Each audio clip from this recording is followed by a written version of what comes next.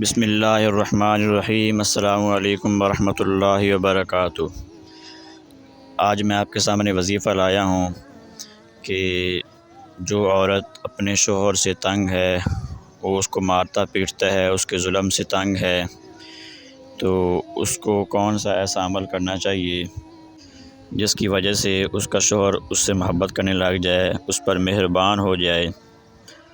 اور یہ بہت ہی مجرب عمل ہے، اور یہ عمل جو شخص تنگ دست ہے، روزی سے تنگ ہے، مال سے تنگ ہے، اس کے لیے بھی یہ مجرب عمل ہے۔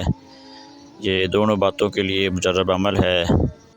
اگر کوئی عورت اپنے شوہر سے تنگ ہے تو اس کو مہربان کرنے کے لیے کہ وہ شوہر اس سے محبت کرنے لگ جائے، اس کو مارے پیٹے نہ، اس پر ظلم نہ کرے، تو وہ اس درود شریف کو، اس وظیفے کو کرنا ہے۔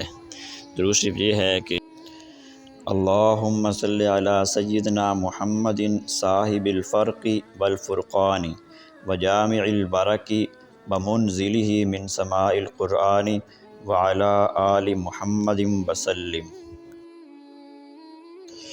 اس درود شریف کو آپ نے فجر کی نماز کے بعد 71 مرتبہ پڑھنا ہے، یعنی 70 اور 1، اور شام کو مغرب کے بعد پڑھ لیں یا عشاء کے بعد پڑھ لیں، پھر بھی 71 مرتبہ پڑھنا ہے مغرب عشاء کے بعد۔